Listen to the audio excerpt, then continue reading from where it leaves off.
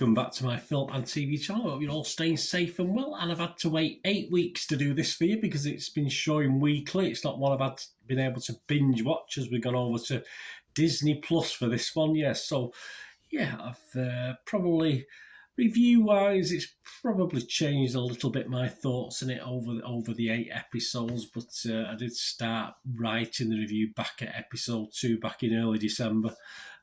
Did it change much? Not particularly overall. Things panned out more or less as I thought. And we're going to look at something called WILLOW today. So please, if you are new to the channel, push that subscribe button, push the bell notifications.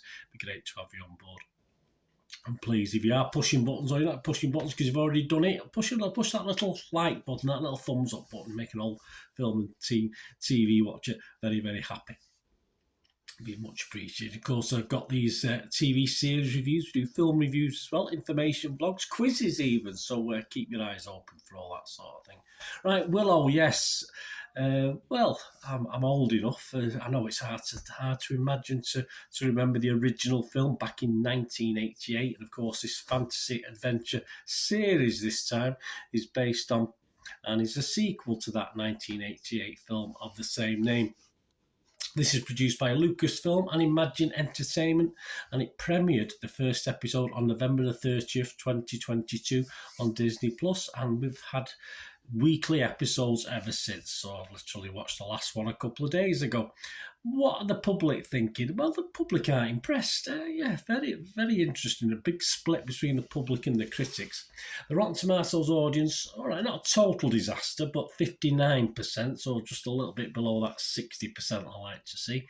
Internet Movie Database, almost 22,000 reviews. Now, don't think all these people have seen the whole series, and a lot of people are saying they enjoyed it more from about episode 3. So it may be sort of skewed a little bit with people watching earlier episodes and not being as impressed. Personally, yes, it did take a couple of episodes to get going, but you expect that with the series like this as you get to know the characters anyway. But as I said, the scores might be a little bit skewed on that basis. So Internet Movie Database, just 5.4 out of 10, so a little bit low. But it's got 58% positivity, so 58% of the people said it was okay. It was fine. It was fine. Metascore, the other site we'll look at, yeah, the public just 2.5 out of 10, 2.5 with 32 positive, 5 mixed, and 127 negative. So a lot of negatives there. It's I think a little bit unfair, but a teensy-weensy bit understandable as well. Well, what does this WILLOW do? What is it? Where are we at with this one? Well, it's been nearly 17 years since Queen Badmorda was defeated. An unlikely group of 6 heroes, yeah, standard epic adventure stuff. This there's nothing, no bells and whistles with this one. You get what we've seen before. 6 heroes set off on a dangerous quest to places far beyond their home, where they must face their inner demons and come together to save their world from the Gales or Gales.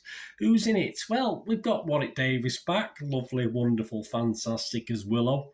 Ellie Bamber as Alora Dannon, Ruby Cruz as Princess Kit Tananthalos, Erin Kellyman as Jade, a knight in training, Tony Revolori as Prince Graydon, Amar Charat Patel as Thraxus Bowman. He's the comedy in this, and it didn't always work for me.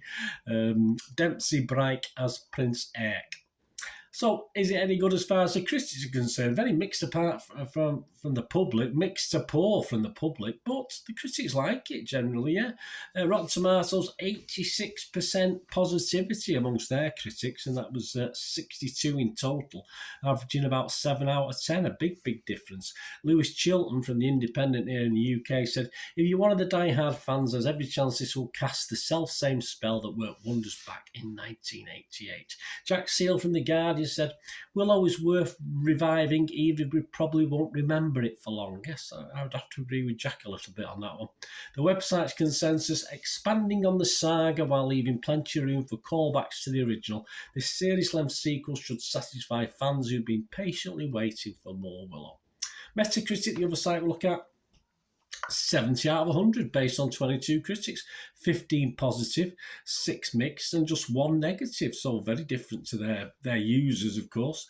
And it scored anywhere between 25 and 100. So just for a little bit of balance, I'll give you the guy who gave it 25. Well, it wasn't a guy, it was a lady, Maria E. Gates, who pulled no punches on this one from the Playlist website, and said, ultimately, Willow is an underdeveloped legacy sequel that somehow stretches the source material to its breaking point, while never reaching the same heights of good old-fashioned fun that a fantasy epic should have at its heart.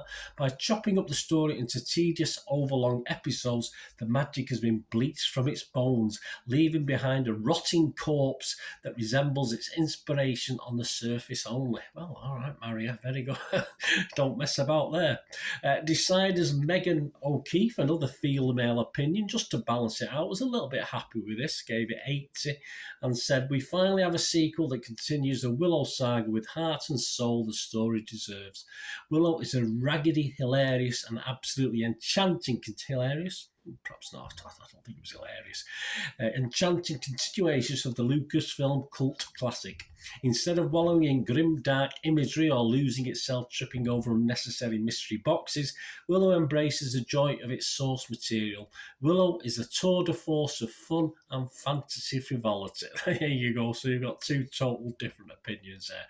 Right, for my little 2 pennyworth, what I think, and yes, I am going to give it my watchable score, out of homage to the original, I think. If I've perhaps seen this and not known anything about Warwick Davis and what had come before, it might have been a 5.5 out of 10, but we'll give it just a 6 out of 10. There's nothing wrong with it, but it does struggle to fill the 8 episodes with continuous good stuff. The mix of humour and adventure was sort of key to the film's success. It sort of appealed to me, the humour side of it, and that appears quite hard to achieve over an 8-part series with these characters.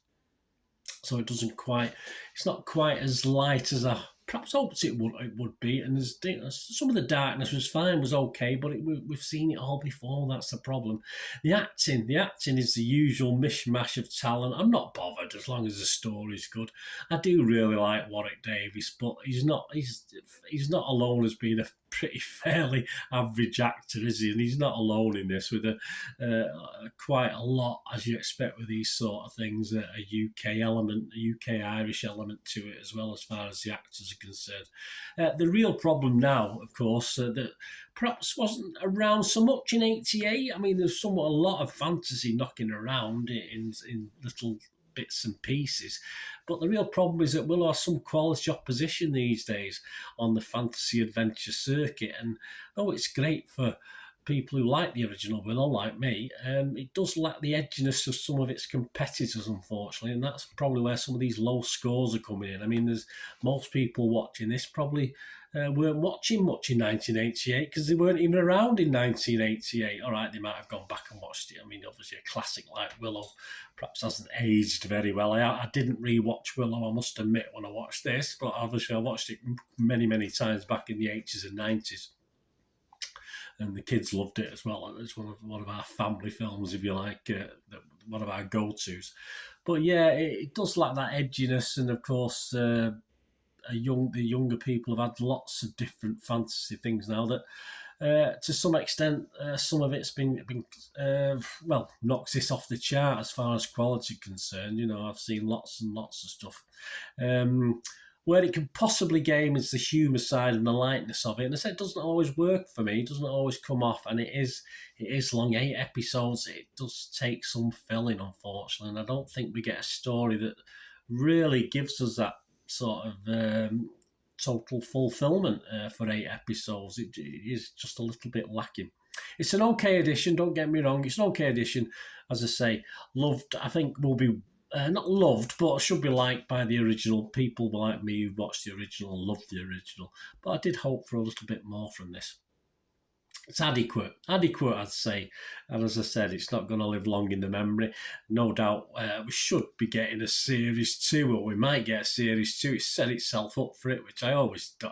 I'm not overly bothered about setting up for Series 2. I think you should bring a Series to an end, and then you've got lots of options to create a Series 2. You don't have to leave cliffhangers that people are biting, you know, waiting for months to watch the next one. I never agreed with it. I never have, and never will. But that's what they tend to do. But hey, we'll see. We'll see. It was okay. It was okay. They'd have to come up with a bit better story next time if they're gonna sort of keep my score up to 6 out of 10. Let me know what you think anyway, guys. Let me know if you liked it and if you saw the original and how would you compare the two, which is hard. One was a film, one's a series. But let me know what your thoughts are anyway. Thanks for watching. Please, until we meet again, that's one thing, don't I? Please stay safe, everyone. Bye for now.